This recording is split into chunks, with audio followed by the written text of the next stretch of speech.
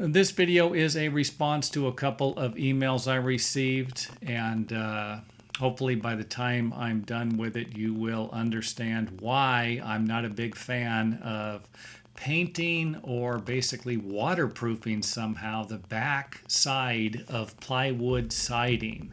Now let's go ahead and start with an illustration here. I went ahead and drew a building with a piece of plywood hanging in mid-air. You can see the building paper there, that's the gray, or the moisture barrier. And then here's a section, a different angle of it. And again, I drew this just to give you a basic idea. I know some people understand exactly what I'm talking about, but I've always found that a few more pictures often help the masses. So here they come. Now it's okay to paint the front of the siding. I don't have a problem with that. You need to protect the plywood. This makes sense. You have got to protect the building. That's why we put the moisture barrier on there, the building paper, the Tyvek. That's why we paint the wood. This protects the wood.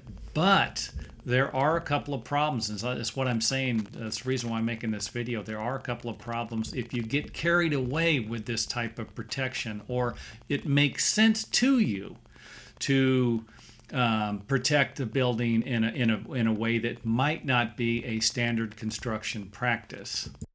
Now, I also don't have a problem with painting the bottom of the siding, and for that matter, you can actually paint the sides of the siding. If you paint the bottom, again, this is going to be an area that is going to be exposed to moisture and could actually absorb moisture out of the air if it isn't painted. And I have to say, a lot of times these areas are not painted. And you're probably thinking, well, how can they not be painted? And you're having problems with your siding, but someone else isn't having problems with their plywood siding. And the problems with plywood siding usually relate to moisture in one way or another.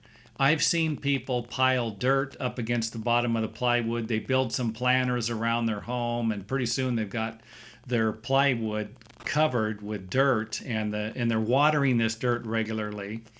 And of course, after a while, it's going to rot. And your framing's going to rot too if it goes a little too long and a little too far. I've seen people with sprinklers. You know, they water this stuff on a regular basis.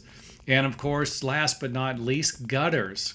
If you don't have a gutter on your building and the roof, the overhang is regularly dropping water onto the dirt or into plants and then bouncing that water back onto the plywood siding, then that is going to create a problem, or I should say could create a problem. So you'd paint the front, the bottom, but not the back. And again, feel free to paint the sides, but don't paint the back. Now, here's something that someone sent me about basically is painting tar, some type of a waterproof material, something a little stronger than paint, behind the plywood, just the bottom 3 or 4 inches. And I know this makes sense, again, but the moment you paint the front and you paint the bottom and you paint the back, whether it's only up a few inches, 4 inches, any moisture that gets through the plywood, either through the front or the back, can trap moisture like this picture provides us with. Any moisture that goes from the front or the back, gravity will pull it down, trap it, and if it doesn't have any place to go, then you have the possibility. I'm not saying that it is going to rot all the time, or it's going to happen every single time something like this does happen. So I hope this makes sense.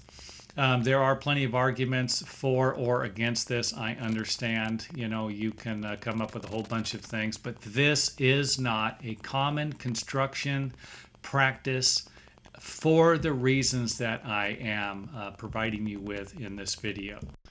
Let's take a look at 2 more pictures and then I will be done. This is basically somebody put some roofing paper on as their moisture barrier. And the reason why I put this picture on there was just to provide you with, I know you can't really see it, but when I took this apart, I took the siding off, I noticed that there was a buildup of dirt and dust around the ridges where it had been trapped. This told me that any dust or dirt that was behind there actually, over time, moisture or whatever, allowed it to come down and settle in these areas that it wouldn't let it pass through, whether because it was up against the siding, the back of the siding, or whatever. But it does prove that moisture can get behind siding, and this moisture can actually come in a variety of different ways, either through the front of the plywood because every little nook and cranny is not painted, or through the back of the plywood as moisture is leaving the home through the walls, through the drywall, through the plaster, stuff like that. Now let's take a look at the piece of plywood I removed, and you can see that there are some stains from water. And whether that's from the back or the front, it's hard to say, but this is the point that we need to look at, is that the plywood did get wet at one time, whether through the front or the back. And it is stained more heavily at the bottom than it was at the top. So this kind of just proves my point again about moisture and the ability of it to seep into plywood. And of course, if you sealed the bottom of it, would leave it with no place to go. So anyway, that's the end of this video. You got any questions or comments, feel free to leave them in the area. Got a little long-winded on this one, but it is off to the next one.